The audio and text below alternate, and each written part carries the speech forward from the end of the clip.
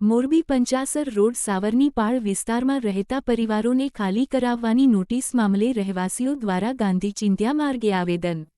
મોરબી શહેરના પંચાસર રોડ સ્થિત સાવરની પાળ વિસ્તારમાં રહેતા રહેવાસીઓએ માનવ અધિકાર કમિશનરશ્રી, મોરબી મહાનગરપાલિકાને આવેદન પાઠવી ખાલી કરાવવાની કાર્યવાહી સ્થગિત રાખવા તેમજ વૈકલ્પિક વ્યવસ્થા કરવાની માંગ ઉઠાવી છે. આવેદનમાં જણાવ્યા મુજબ, મોરબી મહાનગરપાલિકા દ્વારા વિસ્તારમાં રહેતા લોકોને નોટિસ આપી મકાનો ખાલી કરવા સૂચના આપવામાં આવી છે. રહેવાસીઓના કહેવા મુજબ, તેઓ છેલ્લા અનેક વર્ષોથી અહીં વસવાટ કરી રહ્યા છે અને અંદાજે 300 જેટલા મકાનો ઊભા કરવામાં આવ્યા છે. રહેવાસીઓએ રજૂઆતમાં જણાવ્યું છે કે વિસ્તારમાં રહેતા લોકોમાં ગરીબ અને મધ્યમવર્ગીય પરિવારોનો સમાવેશ થાય છે. અચાનક મકાન ખાલી કરવાની કાર્યવાહીથી પરિવારો સામે રહેવા, રોજગાર, બાળકોના શિક્ષણ અને મહિલાઓની સુરક્ષા જેવા પ્રશ્નો ઊભા થવાની ભીતિ વ્યક્ત કરવામાં આવી છે. આવેદનમાં રહેવાસીઓએ માંગ કરી છે કે તમામ રહેવાસીઓનું પુનઃ સર્વે કરી યોગ્ય હકીકતના આધારે નિર્ણય લેવામાં આવે. સાથે જ સરકારની આવાસ યોજનાઓ હેઠળ યોગ્ય લાભાર્થીઓને તાત્કાલિક મકાન ફાળવવા અને જ્યાં સુધી વૈકલ્પિક વ્યવસ્થા ન થાય ત્યાં સુધી ડિમોલિશનની કાર્યવાહી સ્થગિત રાખવામાં આવે. રહેવાસીઓએ વધુમાં જણાવ્યું છે કે કોઈપણ કાર્યવાહી કરતા પહેલા રહેવાસીઓ સાથે બેઠક યોજી માનવતાપૂર્ણ અને કાયદેસર ઉકેલ લાવવામાં આવે. શાળા જતા બાળકો, વૃદ્ધો, દિવ્યાંગો તથા મહિલાઓને ધ્યાનમાં રાખી માનવ અધિકાર અને જીવન જરૂરિયાતોને પ્રાથમિકતા આપવા પણ માંગ કરવામાં આવી છે. આવેદનના અંતે રહેવાસીઓએ જણાવ્યું છે કે સામાન્ય નાગરિકોના રહેઠાણ અને જીવન જરૂરિયાતોને ધ્યાનમાં રાખી યોગ્ય અને ન્યાયસંગત નિર્ણય લેવામાં આવે તેવી તેઓ આશા રાખે છે. રિપોર્ટર ધવલ ત્રિવેદી, મોરબી.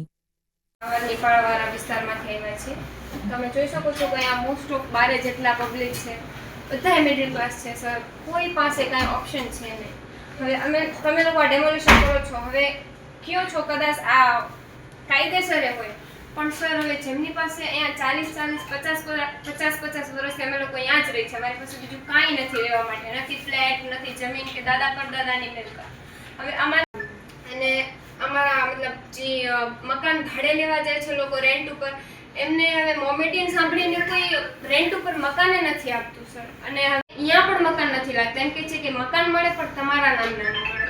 તો હવે સર અમને આવાસ યોજનામાં અમને જે લોકોને જરૂર નથી એમને ઘર મળ્યા છે. અમે લોકોએ ફોર્મ ભર્યું છે, બધી ક્વોલિફિકેશન કરી છે, પણ સર અમે લોકો આજે રજૂઆત કરવા સાહેબને આવ્યા છીએ કે મંગળવારે અથવા મંગળવારનો લાસ્ટ ટાઈમ 7 દિવસનો આપ્યો છે કે તમારે મકાન સ્વેચ્છાએ ખાલી કરવાના છે. અમે બધાય સ્વેચ્છાએ મકાન ખાલી કરવા તૈયાર જ છે, કેમ કે આપણે એવું જ ઈચ્છીએ છીએ કે વિકાસ થાય. વિકાસના કામમાં અમે બધા સહભાગી જ છે.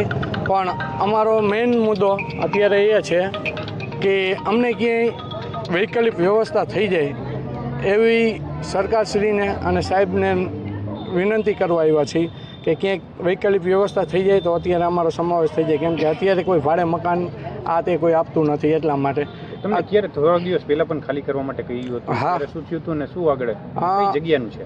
આપણે ભારતપરા પંચાસર રોડ ઉપરની અને સાવરની પાર અને જોશનગરના એરિયામાં અત્યારે અંદાજિત 300 મકાન જેટલા ડિમોલેશન થઈ શકે એવા છે. બધાને નોટિસ આપેલી છે. અમે લોકો હાઈકોર્ટમાં ગયા હતા. હાઈકોર્ટની અંદર જજમેન્ટ આવ્યું હતું તો થોડોક ટાઈમ રોકાઈ ગયો. અત્યારે વળી પાછું મહાનગરપાલિકામાંથી નોટિસ આવી છે કે 7 દિવસની અંદર તમારે નોટિસ એટલે ઓર્ડર જ આવ્યો છે કે 7 દિવસની અંદર તમારે સ્વેચ્છાએ ખાલી કરવાના, તમારા સ્વખર્ચે કરવાના, એવો ઓર્ડર લખીને આવેલો છે. એટલે અમે ઓર્ડર વાંચ્યો તો અમને એમ થયું કે આ તો પાડવાનો ડિમોલેશનનો ઓર્ડર છે. એટલે અમે અત્યારે સાહેબને રજૂઆત કરવા આવ્યા છે, કેમ કે અમારી ક્યાંક જગ્યા થઈ જાય અથવા જે ખાલી પડ્યા છે આવાસ એમાં સમાવેશ થઈ જાય એવી રજૂઆત કરી કે તો અમે અત્યારે ઘર બાર વગરના ન થાય, કેમ કે આ બધા છોકરાને ગઈઢા બુઢાને લઈને જાસી ક્યાંય, એમ ક્યાંય મકાન તો ભાડે મળતા નથી ને ક્યાંય મકાન ખાલી નથી. 300 પરિવાર એક હારે ક્યાં જશે મોરબીની અંદર? તમે જે મુખ્યમંત્રીને પ્રધાનમંત્રી આવાસ યોજનામાં જે કીધું માંગ કરી છે, એના માટે કંઈ ફોર્મની કંઈ ભરેલા છે? અમે ફોર્મ ભરેલા છે, 4 મહિના 6 મહિના પહેલાં ભરેલા છે. અત્યારે અંદાજિત 250 જેટલા આવાસ યોજનાના ફોર્મનો રૂબરૂ સ્તર ઉપર આવીને એ લોકો સર્વે કરી ગયા છે. જે તે ટીમ અહીં આવી હતી એ લોકો સર્વે કરી ગયા છે, બધા ડોક્યુમેન્ટ આપેલા છે. એ ડોક્યુમેન્ટમાં જેને યોગ્ય લાગે અને જે યોગ્યતાને પાત્ર છે એ લોકોનો સર્વે કરી લે અને એમને મકાન આપે. કાયદેસર જે હકદાર છે એમને દઈ દઈએ મકાન. આપણે એવી જ રજૂઆત કરીએ છીએ. 4 મહિના પહેલાં સર્વે કરી ગયા છે. 250 મકાનનો સર્વે કર્યો છે અંદાજિત. સિમભાઈ છે જે અમને અત્યારે જે આવાસ યોજનાના મકાન માટે અમે આવ્યા છીએ. જે અમારે અહીંયા કોઈ વસ્તુ અમને કોઈ ભાડે આપતા નથી મકાન. અમારે ક્યાં જવું? આ નાના નાના બચ્ચા છે ને અહીંયા જે રવાપર રોડ ઉપર જે અત્યારે જે ગેરકાયદેસર જે જગ્યા છે એ ડેમોલેશન કરવામાં નથી આવતું ને અત્યારે જે ગરીબ માણસોનું જે આ મકાન છે એનું ડેમોલેશન કરો છો. અમે એમ નથી કહેતા કે અમે ભારતના વિકાસમાં અમે સાથ સહકાર નથી આપતા, અમે સાથે જ છીએ, પણ તમે અમને આવાસ યોજનાનું જે મકાન છે, કોઈ જમીન છે, કોઈ અમને એવું આપો કે અમે અમારા બચ્ચાને લઈને રહી શકીએ. અહીંયા અમે વિકાસમાં, ભારતના વિકાસ માટે અમે સાથે જ છીએ. આ કેવો વિકાસ છે કે જે ગરીબ માણસોના મકાન પાડીને અહીંયા બગીચા બનાવવામાં આવે છે? અમે સરકાર માટે એક જ માંગણી કરી છે કે તમે અમને આવાસ યોજના માટે મકાન આપો, રહેવા માટે મકાન આપો અમને. મારું નામ મોર માસુમા રફીકભાઈ છે. અમે લાતી પ્લોટ 13 શેરી નંબર, મતલબ આ લોકો જ્યાં ડેમોલેશન કરવાના છે ત્યાંના અમે લોકો રહેવાસી છીએ. આ લોકો એવી વાત કરે છે કે અમારી જે અમે 40-50 વર્ષ થયા, જ્યાં અમને યાદ પણ નથી અમારી જન્મભૂમિ જે છે, અમે અહીંયા રહીએ છીએ. હવે એ લોકો એમ કહે છે કે અમારો જે એકને એક આશરો છે, એકને એક ઘર છે, એ લોકો પાડવાનું વાત કરે છે. તો આ જેટલા તમને દેખાય છે પાછળ આગળ જેટલા છે બધાય મિડલ ક્લાસ વ્યક્તિ છે. કોઈ હાઈ ક્લાસ નથી, કોઈ પાસે 2 BHK ફ્લેટ કે કંઈ વધારાની જમીન કાંઈ પણ નથી. તો હવે એમની પાસે કાંઈ ઓપ્શન નથી તો એ લોકો ક્યાં જશે? મિડલ ક્લાસ વ્યક્તિ જશે ક્યાં? તમે લોકો એક જ વાત કરો છો કે પાડી નાખશે. હવે જો પાડી નાખતા હોય તો તમને ઓપ્શનલ કંઈક વસ્તુ જોઈએ. હવે તમારી પાસે એક જ વસ્તુ છે જે તમે નથી રહેવાની તમારી પાસે. હવે જો એ વસ્તુ તમારી પાસે નહીં રહે તો તમને ઓપ્શનલમાં કાંઈક તો જોઈએ ને.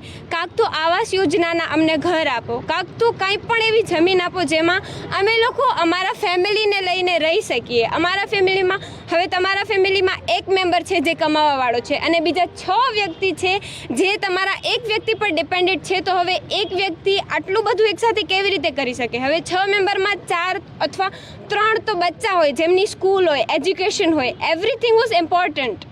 કાંઈ એવું ન હોય કે મિડલ ક્લાસ ફેમિલી માટે કાંઈ જરૂરી ન હોય, બધું ઇમ્પોર્ટન્ટ હોય. હવે તમે લોકો એક જ ઘર તમે લઈ લ્યો તો મિડલ ક્લાસ વ્યક્તિ જશે ક્યાં? અમે લોકો મિડલ ક્લાસ છીએ તો અમે લોકો એટલા પૈસા પણ ખર્ચ ન કરી શકીએ કે અમારી ફેમિલીને કંઈ થાય નહીં. અમે લોકો એવી રીતે એજ્યુકેશનમાં અમે લોકો નબળા પડી જાય છે. તમારે પૈસા દેવા પડશે તો તમારા જે મિડલ ક્લાસ ફેમિલીના બચ્ચા છે એ લોકો આગળ ભણી શકશે. હવે મિડલ ક્લાસ ફેમિલી પાસે પૈસા જ નથી તો એ લોકો કેવી રીતે આગળ વધે? હવે એમની પાસે એક વસ્તુ છે જે રહેવાનું ઠેકાણું છે, તમે એ પણ લઈ લેશો તો મિડલ ક્લાસ વ્યક્તિ એનું સર્વાઈવ કેવી રીતે કરશે? હું એકલી કંઈ નહીં બોલું, બધાને પણ બોલવાનો હક છે તો બધા બોલશે.